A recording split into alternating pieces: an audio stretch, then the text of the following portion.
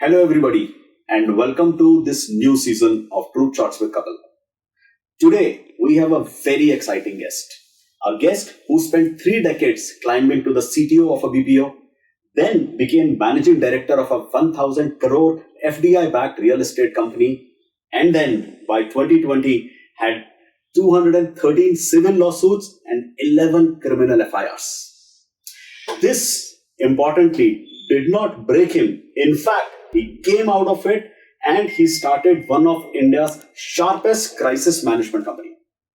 And the company is called Inojo Interim Management, a firm that walks executives through complex situations, raids, interrogations, extortion attempts, boardroom betrayals, and the kind of situations that never make their way into an MBA curriculum. Vineet Relia, welcome. Hi Kapil, thank you. So, how does it feel to, with this kind of an introduction and kind of going from being a 1,000 crore FDI backed real estate company MD, then going into that, and now coming out and, running this risk management company? I think what happens is, when we even look at our education, we study something, then gradually we take up the first job, and then we keep pivoting into various things which we, probably enjoy. And I think my skill has been more about negotiating into difficult situations, navigating my way through. So I think I'm probably much more happier, and I have that sense of fulfillment. And because I'm a person who likes to immerse into the task at hand, so I'm pretty much enjoying this. Okay, great. Your book is called Relax, It's Only a Raid. So tell us a little bit about how the name came about. So yes, a lot of names were thrown around, but I think when you have a crisis, the first thing is to cool down tempers. We have an immediate instinct where we, there is chest thumping, dekh lenge, kar lenge and all that. So the first thing is that, or there is another emotion where you get very anxious and nervous and all that. I think the first thing is that just relax. It's a procedure. We'll overcome it. So don't make sudden moves. Yeah. Just relax. Just relax. Okay. So take me to that moment when it happened with you. Not talking about legal strategy of the moment, but the emotional moment when you first went through it. So I think when we went through it first, there was obviously first time even I had the same emotions. And, there was a bit of nervousness, but somehow at the face of it, my nervousness was getting mixed into some kind of, I won't call it courage, but it was just coming up ki dekh lenge, but inside you're damn nervous, pata nahi kya hoga. And it's a mixed bag, and you tend to make mistakes, especially in our country, when you have a situation, all kinds of advisors coming, not only limited to lawyers, you'll have astrologers, pundits, family, everybody trying and giving their piece of advice. So it's a pretty confusing state, and I also faced that exact thing. And we did many mistakes we shouldn't have done. Now in hindsight, we realize how we were taken for that joyride. And that's what I really tell people, that, just relax. Especially when there's a crisis, you have that sense of feeling that you're going to go and win it. You'll win it over. It doesn't happen. Crisis is something you can only outlast. Sure. So, you have to be patient. Let it take its natural course. You try and take the course, it's only going to be more painful. Okay. So you have now worked with dozens of companies, with people that have gone through the crisis. What do you see as the most common folly of people when they go through such kind of an episode? See, I think, and I work mainly with multinationals where, you have expats. And so you have a group of expats and you have a group of Indian citizens who are there at the top brass of the company. Unfortunately, the first reaction which I see amongst the so-called blue blood, the CXOs, they want to hide, they don't want to talk to anybody, and they just want to, can I just go somewhere out of the country while, all this is happening. So I think, I don't know why, but in spite of not having done anything wrong, it's it's like a summon. That whole emblem itself scares people. Like, we don't know what's going to happen now. उसके घर police आया था. उसके घर police आती है. What will my family say? What will my neighbors say? अब क्या होगा? And people ask very funny questions. Ki now when I go to the airport, do I have to write that? People don't understand that's a convict. So people actually ask that question. कि अब वो immigration पे जाऊँगा तो वो लिखना पड़ेगा वहाँ पे कि there is a case on me. Do I need to remember the case number? These are the questions you hear. Well, in the digital connected world, अगर ऐसा होगा तो immigration वाले will stop you and not let you go further. I've been through that, so trust me, I've been through that. Okay. So what's the first psychological mistake people make in that first hour?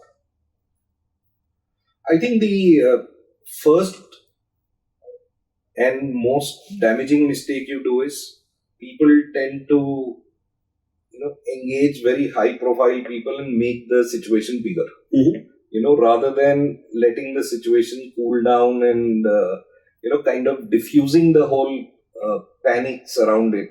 People tend to make it bigger. I've seen many situations where, something happens and the CEO will shout, just get the most expensive and best lawyers in the country. I want a whole battery of lawyers standing in court. So what happens is the moment you do all these kind of things, you have the situation, you actually made it outgrow of the actual size it was. So you created a bigger trouble for yourself. You involved media, you involved all kinds of situations, and end of the day, every professional who's coming to the court have their own agendas as well. And do you think it is more because of the ego, or is it more because of the fear? I think it's a very strained psychological situation at that point. And what I would say is that it is a ego which is disguised as courage. It's actually a fear which relates to the man's ego, and then unfortunately it takes the color of courage. Mm-hmm. So they are scared, but they are showing that they are so, strong and they want to fight in the court and everything. So you have mentioned that it is a lot of times the consultants that people hire that makes it worse, whether it is the lawyers, whether it is, other consultants. Do you think it's just by design, or is it part of a larger racket? It becomes a money-making mechanism for consultants in that way. I mean, I've seen people go through, I frankly don't have as much experience with ED rates and all, but I've seen people go through divorces and all, where all that the lawyer will do is how do I, expand the case such that I actually, what these guys make is a different problem, but I end up getting 5, 7, 10% of their wealth. Yeah, so like they say in India anyways, if you go through the entire litigation, probably sometimes it's cheaper to just settle the dispute. But yes, in this case, what happens, for example, if there is a FIR on somebody and the immediate response which will come from, let's get this top criminal lawyer and let's file for anticipatory. Mm-hmm. People are not aware that, the police doesn't have so much time that for every FIR, they have to actually come and arrest you, take you inside. When they put you in custody, they have to stay with you. It doesn't happen like that, and it's a whole process of arresting somebody. Mm-hmm. Now, what happened in our case, we also faced the similar thing, and we were immediately advised to immediately file for anticipatory. Somehow, I was not very comfortable with that situation. This was in Maharashtra, so I left my mobile phones in Delhi. I took a flight alone and I went and met the respected very senior police officer, and I asked, so-and-so has happened. He says, why did you have to file for anticipatory? तुम्हें क्या लगता है हम खाली बैठे हैं यहाँ पे? एक रैली हो रही है बाबा, यहाँ इतना इशू चल रहा है सिक्योरिटी का, इतना लॉ एंड ऑर्डर हमें करना है, तुम्हें लग रहा है हम खाली बैठे हैं तुम्हारे ये छोटे से डिस्प्यूट के लिए हम तुम्हें दिल्ली आएंगे मिलने? और इतने खाली नहीं है police. We have a lot of other work also other than to solve your commercial disputes. But since you've now gone in anticipatory, obviously police will have to make a statement, no, please cancel it. Don't give anticipatory. So that was a good learning that rather than applying for anticipatory, it's important you meet the investigating officers, cooperate with them, and if you've not done anything wrong, it's a matter of, setting the narrative in the investigating agencies. Mm-hmm. Because they have a certain mindset when they meet you. And it's obviously that you're a fraud, you're a cheat, you've looted people. So how you meet him and change the narrative, and that's when I've seen the situations neutralize. Okay. We will get to this in a little bit because there is a lot more detailing, and there is, at least now, there is a lot of question that also goes upon in terms of investigating teams' role into this, and how do they look at it, and all the agendas and the hidden agendas and everything around it. We'll talk about that. But let me first ask you a specific question about your book. So in the book, you have used a lot of humor, and it's a very serious subject. So tell me a little bit about why did you decide to use the kind of examples that you have used? You've talked about real, customer studies and other work. So tell me a little bit about that. So, see, humor, yes, because, after the initial thing, and so I'll tell you a situation. We're sitting somewhere, the investigating officer is grilling me. He tells me that, listen, आप authorized signatory थे, 1,000 crore का payment है, 100 crore तो आपने निकाल लिया है, अब आप या तो जल्दी बता दो या फिर वो टाइम लगेगा, फिर मैं आपको मतलब कस्टडी में लेना पड़ेगा, ये सब. And there is humor because my house has actually gone into SARFAESI action. अखबार में ad आ गया कि house is being auctioned. I don't have any money at all, and I know how I'm managing my survival. And here is this guy who's saying कि भाई 100 crore बता दो कहाँ पे है. So you in such situation, what do? You can't help but laugh. And similarly with another investigating officer, he was like, "Aap idhar aa jao, kahin aa jao, some city." And I wrote, "Boss, I don't have money. When I have money, or when a friend is visiting, I'll come with him." So he actually called कि आपको शर्म नहीं आ रही है लिखने में? मैंने कहा शर्म क्या नहीं है भैया, आप बुला रहे हो मेरे पास, अभी पैसे क्यों वेस्ट करूँ आपके पास आने में, आप आ जाओ फिर. So yeah, there have been situations, and you feel stupid, and probably the humor, I'm also trying to laugh at myself कि कहाँ पहुँच गया. मतलब on one hand the reality is different, and look at what people are saying. So yes, it has to be, once you achieve that maturity that you can see some humor, or probably dark humor, or whatever you want to call it, I think that really helps you. Okay. Yeah, I try to use that in complex situations myself. Most of the times it works. Sometimes yeah, it doesn't work because after all we are humans. I had a very recent incident. In fact, in the literature festival that we do, we have to get through all of these police verifications and their approvals and all that. And I remember I was sitting in a police station, and this guy says, "Iska to paisa lagega." And I looked at him and said, "Is permission का पैसा क्यों लगेगा?" He said, सीधा बोल रहा हूँ sir, कैसे करें? And I remember it was the Nizamuddin East police station, and I looked at this guy and I said, "Hi, ये तो social work है. We do a literature festival. We don't even charge people for coming there and all." I said, "ये तो social work है. I promise you, अगले कुछ समय में किसी दिन ऐसा होगा, मैं इसी पुलिस स्टेशन के बिल्कुल सामने किसी आदमी को गाड़ी से उड़ा दूंगा. ठीक है? तब पैसे ले लियो यार, मुझे भी खुशी होगी किसी अच्छे काम के पैसे लिए. रीजन था इसके पैसे क्यों मांग रहा है?" And he looked at me. I'm not joking. He looked at me. He signed the paper and said, "Sir, aap jao, please." But yeah, so I get it. Now, in the book, you also talk about if you want to know how India really works, and that's a big claim, right? So tell me, strip away the boardroom version, strip away the press release version. How does India really work? See, I think what has happened in India is, as business has grown, the stakes are very high. It is very natural that the quantum of commercial disputes has risen. There is huge commercial disputes, and also you're seeing a lot of parity between the rich and the poor. So we've seen that there are many situations in this country today where a commercial dispute is normally given a picture of a criminal dispute, because everybody knows the litigation.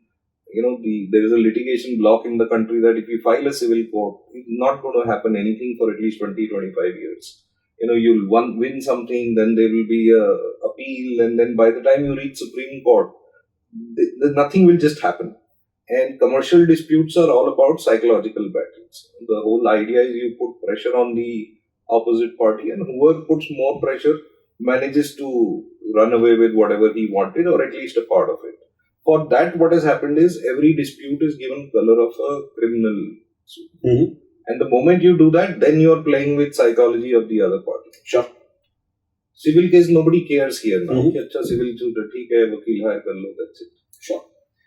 Is it simply economic growth, that's the reason, or is there some other fundamental that is missing?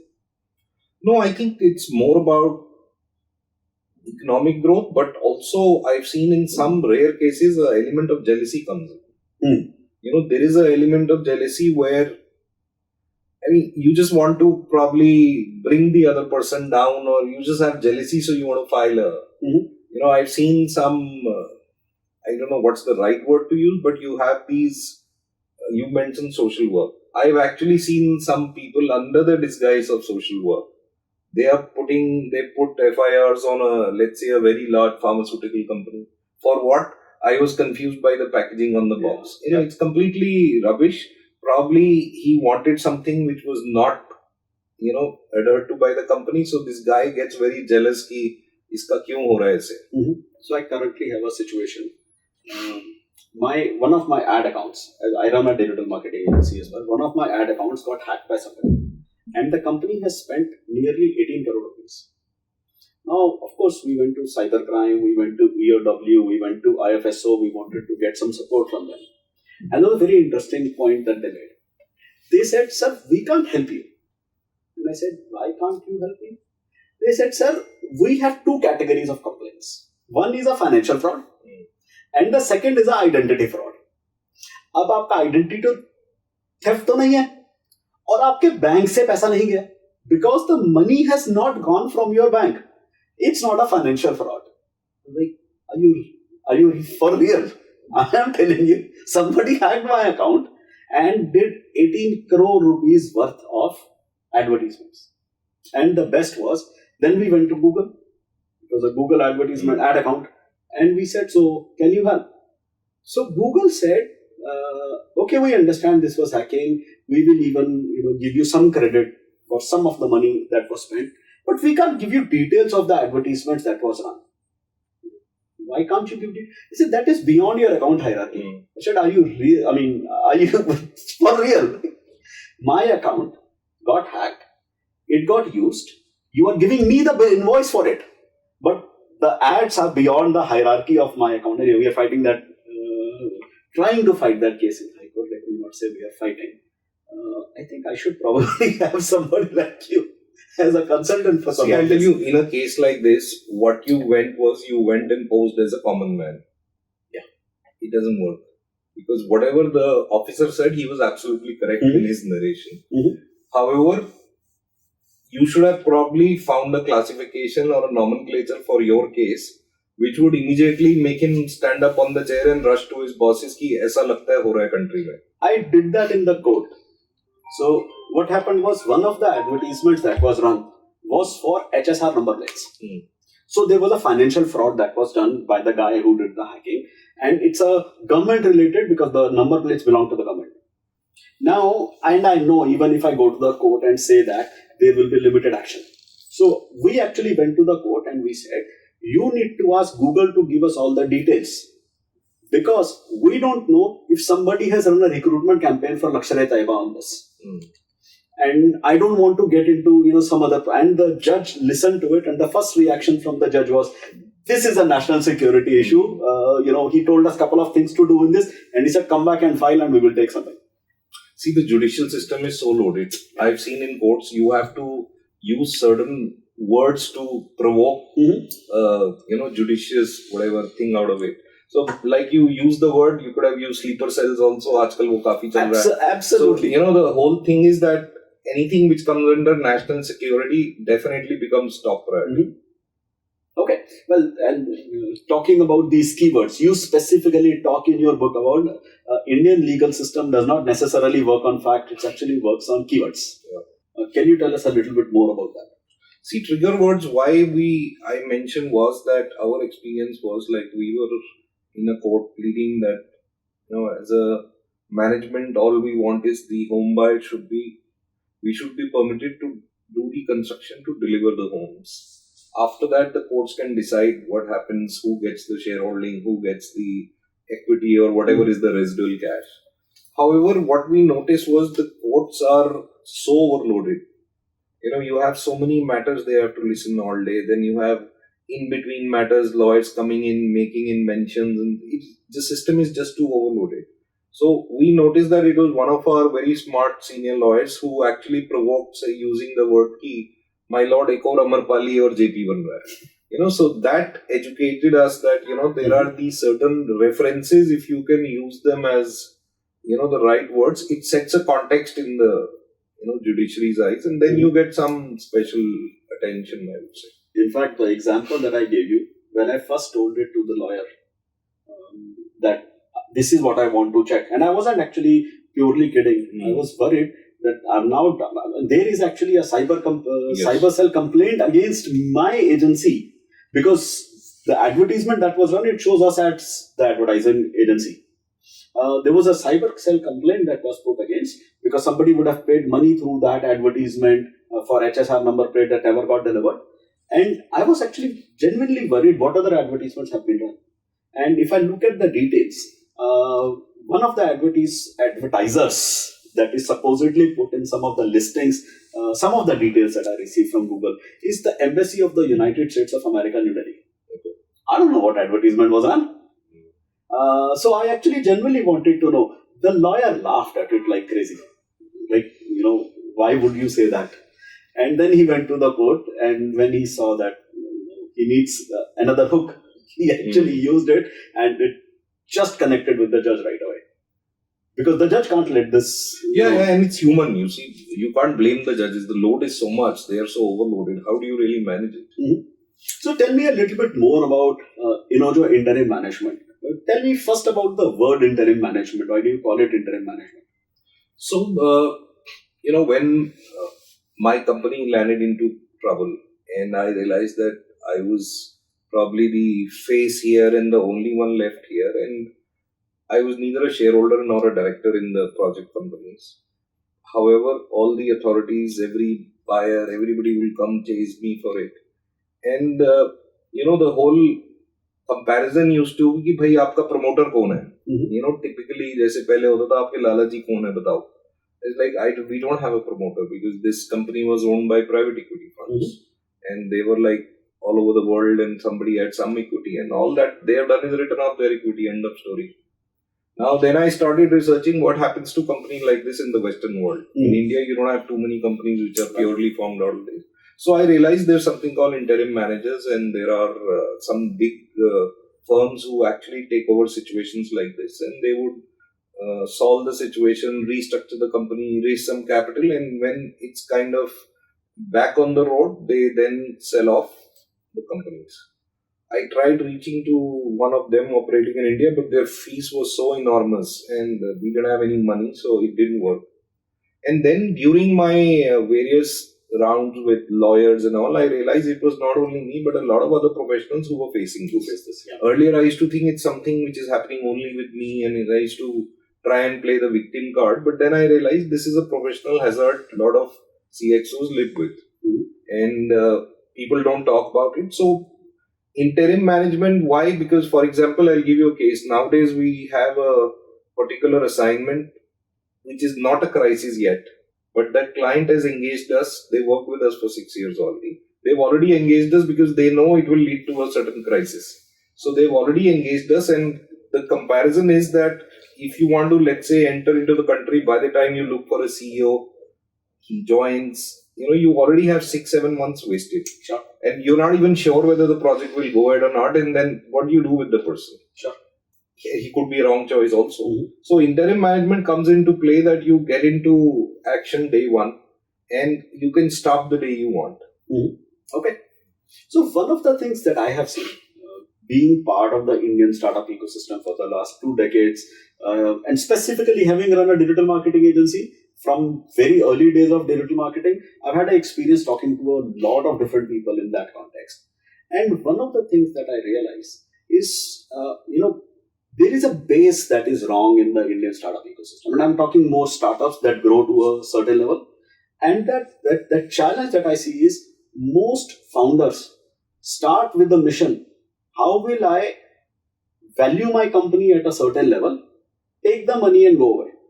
So it's almost like the approach to begin with is how do I kind of, put lipstick on a pig, hand it over to somebody, and let somebody hold the bag while I walk away with money. And while I understand there is another aspect of it as well, do you, not as part of your company only, but do you overall get this sense that one of the challenges is actually the wrong approach to creating companies, or wrong approach to creating growth in companies? So I think you're absolutely right, and I think the issue goes even more deeper. I've seen so many youngsters who come to me and I realize, you ask them, why are you into this? अरे because उस company का इतना valuation हो गया, मैं इतना कर लूंगा तो मेरा भी इतना हो जाएगा. I want to ask them, are you committed to this? Do you believe in the business? These things are not there. Yeah. All they know is that I come from this college, I will raise this equity, और उसका valuation इतना है तो मेरा भी इतना हो जाएगा, फिर मेरा इस मैगजीन में फोटो आ जाएगा as founder, and those things are also pretty big for them. Yeah. So, and somehow business is so challenging, you got to have a strong belief in your whatever you're doing. That belief gets translated into commitment, and I think that's how you deliver. I am very rarely seen a guy कि भाई आप ये धंधा कर रहे हो, पैसा कितना बनेगा? It is very, very rare. They talk only valuations. Mm-hmm. Nobody talks ki how much money will the company make end of the day. Yeah. So when I started my last venture, which is a mental wellness business, in the core ethos of the company, one thing that I ensured me and my founder right into it is, we will only sell the first set of equity once we are breaking even plus. So we are very clear, unless there is value that is created in the ecosystem, unless the company is profitable, at least profitable itself, we are not going to get out of it. So we are not here just to make money, but actually to create real value. Of course, you create real value and you make shitloads of money.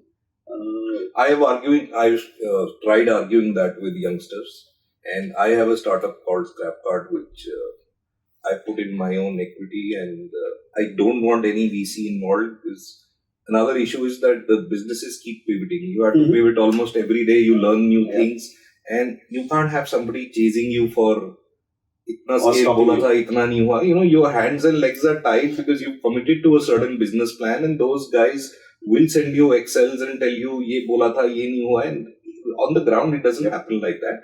Unfortunately, the youngsters reply to me कि अच्छा, because you are such age and आपके पास इतने पैसे थे तभी आप ऐसी बातें करते हो. Yeah, and I think I understand where they are coming from, because there is a flip side to it. Sometimes, if you do not raise capital, you don't have enough growth money for you to scale at a certain rate. Which many times, instead of, there is always this conversation in a startup about where is there the more risk? Is the risk higher when you raise money, or is the risk higher if you haven't raised money? And I think there are both sides to it, depending on how I understand, but also fundamentally, they don't understand the value of equity. Sure. Equity is something which is going to get you rich. Why should you just be happy कि मैंने 20% दे दिया किसी को? Yeah, but unless that money is being used for growth. No, which is right. Growth, you should press on the growth engine only once your model is proven and you know you will make money. Absolutely. Just growing a small loss-making problem into a bigger problem, I don't see doesn't really help much. Yeah, absolutely. Which is actually, by the way, what we have done in our mental health business. We started 4 years back. We knew, so one of the challenges that we saw, which is businesses need to pivot all the time. The model will keep on evolving and keep on changing. And we knew specifically in the mental health industry, we said it doesn't work. There is an ecosystem that is needed. Investor will come in and want to find out the first thing that is sellable, scalable, and repeatable, and say, just go do that. And that's where the entire concept will fall through. So we actually 4 years, we didn't raise any money. We invested our own funds into it, created a product, did the product market fit, and now we are at a position where we are saying, okay, now we can actually go to an investors, because now the model is proven, everything is there, and we just need to scale. So that's a key problem that we keep seeing. And where I was coming from is specifically, let me now get back to the interim management, your business in that context. Do you see that the growing number of founders and startups, they get into this trap that they play with the corners in the wrong way many times, which causes them to get into this kind of challenges? I think most of the time, a lot of them are not even aware about the law. And the moment they taste the initial success, what they call is raising capital, they start taking the law very lightly. They have a feeling कि वो तो देख लेंगे हम, तो देख लेंगे, तो that's how they get into trouble.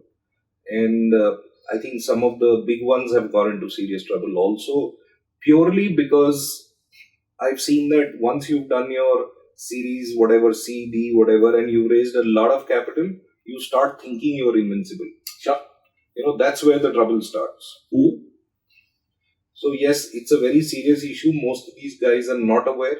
And there are certain people I've met who have actually been hit by regulatory things very badly, to the extent that their startups or their businesses have completely been kind of shut.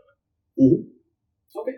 So what is that one thing that these people, they almost certainly are not doing that they should be doing right now? So I think it's more to do with, you've got to really not cut corners when it comes to regulatory frameworks.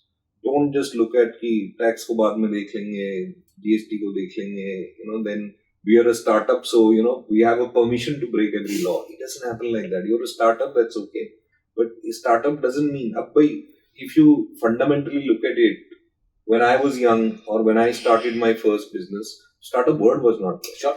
End of the day, what you're doing is just a jargon today. Sure.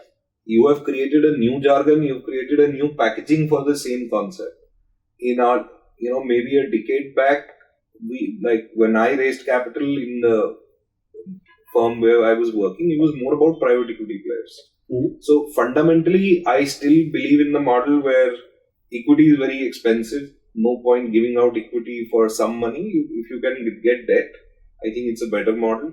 And after that, there are these private equity players who are more seasoned, they are more mature, and they are not really the VC types ki ye abhi itne ka kharida, itne ka isko kar do kisi tarah, and then it's like they are more long term. They are more long term, and I somehow see there are a lot of startup founders just wanting to play the musical chairs game. Nobody knows when the music will stop. If it's favorable, yes, they make money. Otherwise, I don't know what happens to them. Okay. So, is it normally, do you think of it as a compliance issue? Do you think of it as a documentation issue? Do you think of it as a relationship issue? Specifically, what do you see people? I think it's an attitude issue. It's an attitude issue. A lot of people have this, कि मैं founder हूँ. So many people I meet, I'm a founder. वो पहले हम बोलते थे कि भाई वो जैसे एक वीडियो आजकल अंबानी जी का चल रहा है, उन्होंने अपना शुरू में धंधा सेट किया इज व्हाट इज सेट. आजकल वो फाउंडर बोलता है अपने आप को, I am founder. Founder doesn't mean you have a immunity that you will do whatever you want.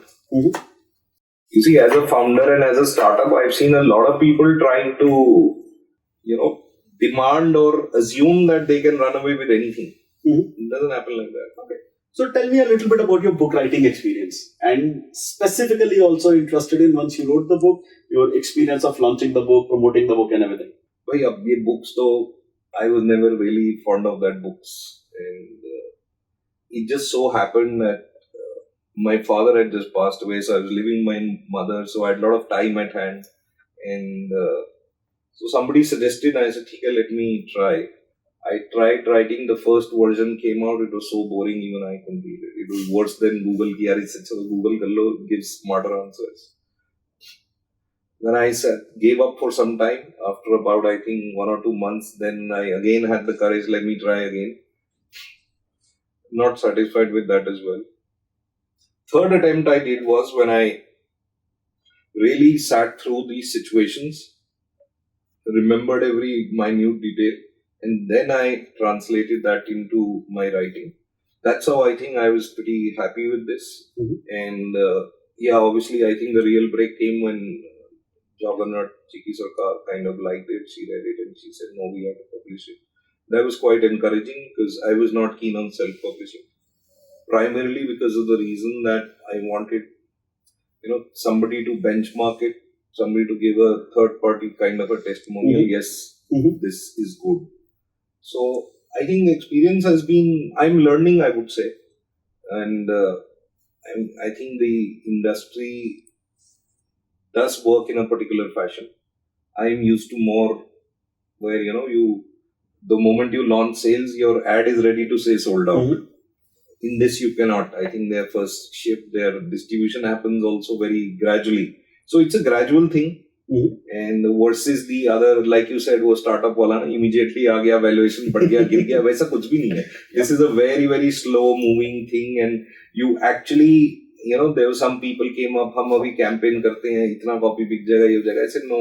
I've realized now, people have to read it. The book has to, perform on testimonial will only come once you've written. The actual testimonial and referral will come when somebody reads and he likes it.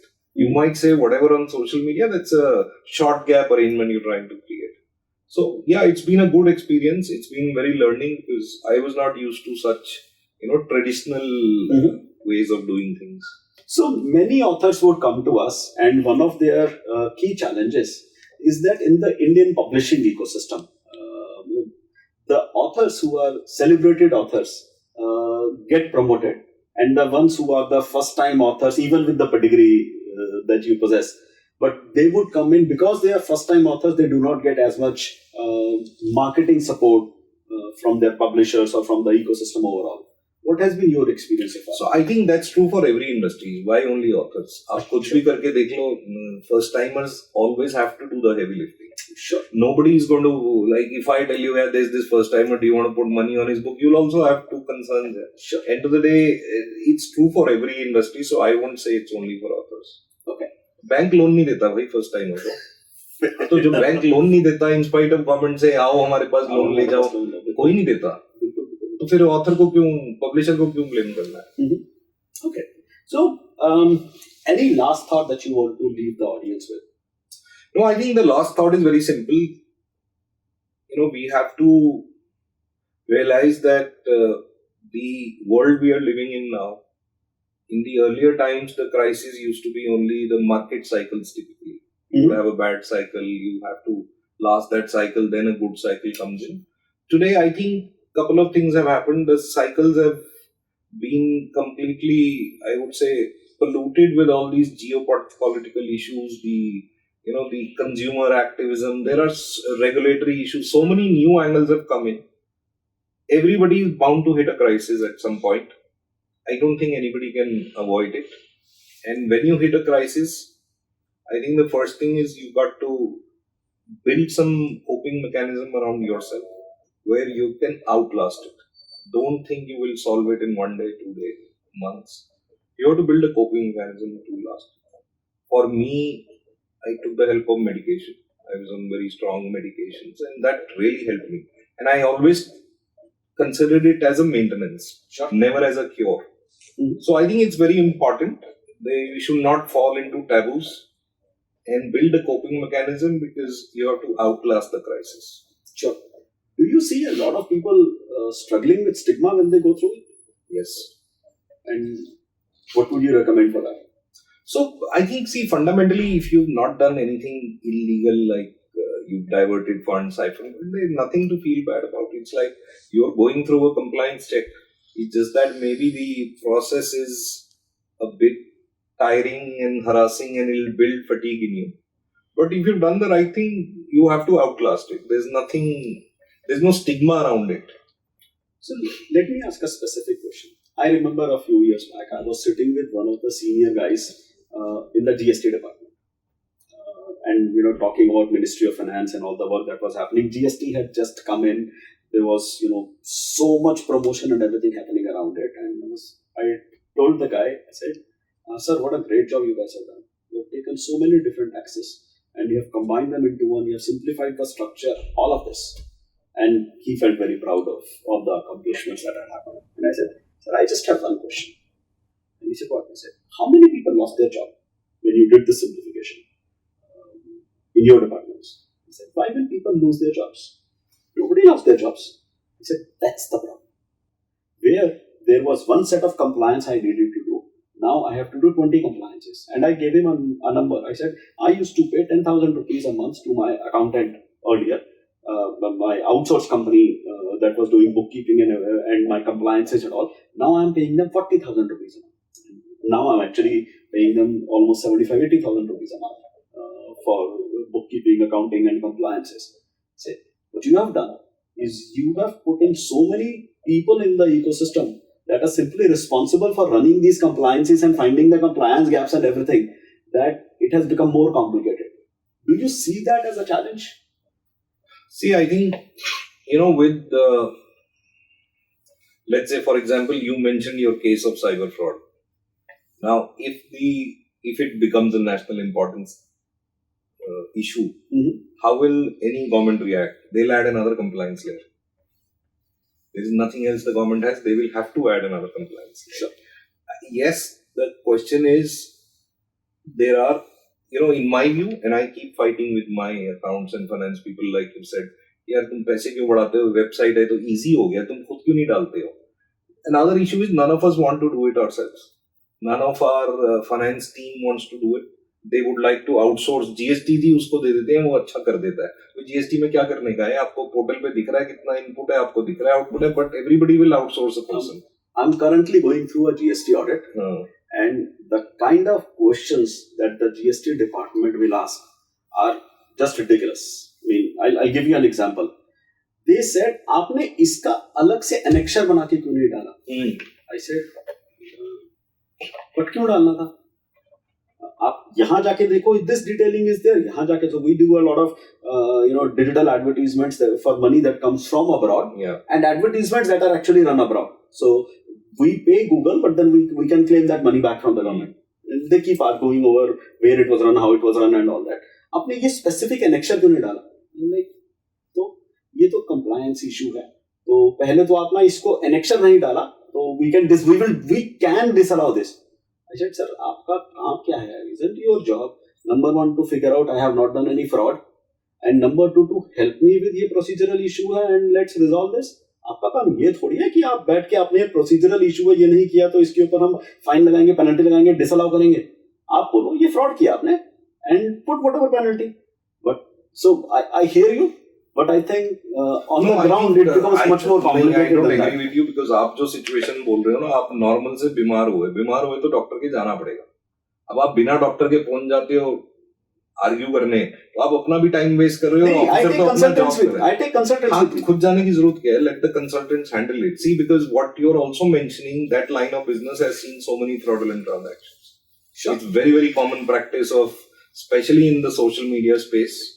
I have also been involved in some of that, and a lot of companies, so many cases, so many companies create the social media because it's so easy. There's no, you don't need a akhbar ki copy to attach and all that. You can just take a print out. So, like I said clearly, when there is a crisis or an issue which is there, like you had, government will put compliance on it. It's both hands. People also misuse it, so they add more compliance. And it happens worldwide. It's not in India. It's even worse in the Western states. Fair enough. I just see Indian system getting a little more polluted than it probably used to. But yeah.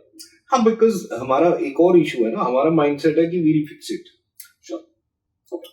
हाँ, एक और है, we don't read when the GST announces something कि ये annexure कल से लगाना ये होगा. We assume हमारे CA ने पढ़ लिया होगा. True. भाई नहीं पढ़ते, मैं भी नहीं पढ़ता, वो आता है, मैं उसको यार क्या है, वो SMS भी आता रहता है GST, I don't even read it, क्या बोलना चाह रहे हैं. बट अभी मैंने एक बार पढ़ना शुरू किया बिकॉज आई रियलाइज बहुत बड़ा नोटिस था इनकम टैक्स का, and I was ignoring that message for probably 2 years, assuming कि मेरे सीए ने देखा होगा.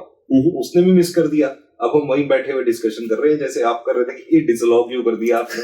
अब वो पेपर भी नहीं है क्योंकि इतना पुराना केस है.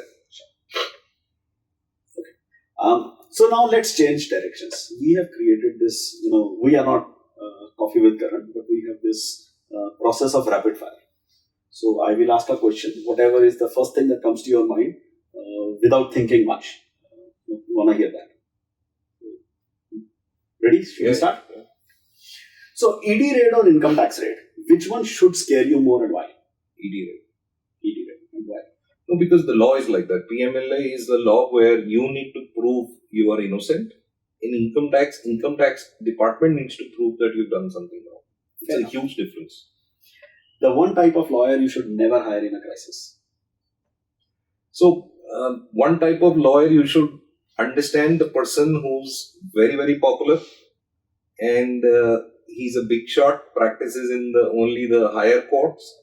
It gets difficult to hire him because your immediate crisis will probably start at a smaller court, in a lower court. So you have to be very, very careful at that point. One line, if somebody was to ask me, I would have said, तुम्हारे चाचा का पड़ोसी, or somebody very closely related, because they will वो have a मुश्किल different हो जाती है उसमें, because then you see what you need as a lawyer is, first of all, you need, normally we take layer of lawyers. Your first immediate lawyer has to be somebody who's willing to read your papers in detail, understand your side of approachable, story. ready to spend time, Yes. ready to वो understand. बहुत जरूरी है, because till they don't really understand your story properly and immerse themselves into the case, it'll never happen. Then he may want to brief some seniors, which is okay, because seniors are required in the senior courts. That's what we are doing actually. We hired a small company, actually a 3-4 people setup, and they spent enough amount of time to understand everything, and when we had to go to court, we hired a. And then one Small thing is senior there, person. you need a lot of commercial acumen when it comes to, the lawyer needs a lot of commercial acumen also. So one line from your book that you want every CEO in India to tattoo on their wall. Just speak about your crisis. The phone in the sock is a brilliant survival tip or sign that things have gone completely wrong. You talked about it. So it was my first time. I had no experience of all this.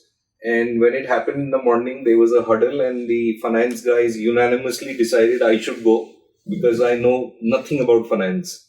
So I did try and argue कि what am I going to talk there? मतलब मेरे को थोड़ी कुछ पता है. They said yes, precisely the reason why you're being selected and you're honored to go inside. Plausible deniability. Yes. So the second thing I asked them was, your guys are convincing me तुम बाहर हो, तुम देख लोगे, सब ठीक कर लोगे, बातचीत कर लोगे किसी से. How will I bloody contact you guys? Because he's going to take my phone. Then they said, नहीं, I said, भाई मैं एक ही छत पे जाऊंगा. It was winters luckily. I'm going to put a small phone and tell you guys who's there, and I want you there within 4 hours. Otherwise, then I'll say whatever I want. So it was, in hindsight, when I think of it, it was probably a level of immaturity or inexperience on my part. But yes, at that stage, that was the only condition I was willing to go into the office with that. Okay. Biggest myth about how the Indian legal system works? I think the biggest myth in the legal system is that, initially you are shown that balance of justice and tarazu and all that, but it is what happens around inside the court makes more impact rather than the law itself. The law points actually are discussed almost like 3-4 years after the crisis has happened. Then you reach a stage where your law points will be open. So, $1 billion MNC or a scrappy Indian startup, who handles a crisis better? I think the scrappy startup, the smaller organizations are able to handle better because they don't have these. In the larger MNCs, they are used to certain processes. Everything has a process. Now, that process also becomes kind of a handicap when you're handling a crisis. As Inojo, the one industry in India where you would never want to do business right now? See, I think one industry I've never understood prior Inojo is also the airlines industry. I've never understood why people run those industries to lose money, but yes, that's about it. Otherwise, we handled almost every kind of, from the dirtiest to the fanciest. So, in your enlightened mode, if you could go back and give yourself one piece of advice on the day you had the first FIR or the first time you went through a raid, what would that be? So I think the best advice I can give myself is, don't trust your colleagues or other people who claim that, we've come from this fancy college. We are, there was a kind of a complex which was there. Inko to pata hai, they'll show those fancy Excels. And me and another guy, we used to keep quiet. Kuch hoga acha, sab aata hai. Kuch to bol rahe hain. What you should believe is your instincts and your common sense. There is nothing more superior than common sense. Everything else is cosmetic and made up on top of that. So please trust your instincts, and what you think is right, follow that.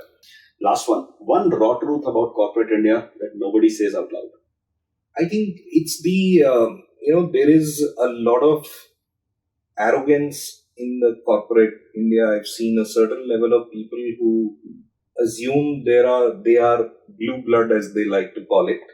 And, you've seen a lot of blue blood, then you see a lot of disparity in the non-blue blood people. Mm-hmm. And I've seen that arrogance leads to a major divide in a lot of corporates, which I think is very sad. You blame government for so many things, but I think it's far more prevalent in the corporates also. So, that's a set of questions I had. direct, straight, to the point, and of course, in the right mode of truth shots. Vineet, thank you so much for being here. It's been a pleasure meeting with you, talking to you, and I'm sure the founders, the startup community, the corporate CEOs, everybody going through a crisis or imagining they might have a crisis someday can actually use your book and also use your services to get into shape, to plan early, and of course, when they're in the middle of crisis, to get support. Thanks a lot, Kapil. Thank Pleasure you so being much. with you.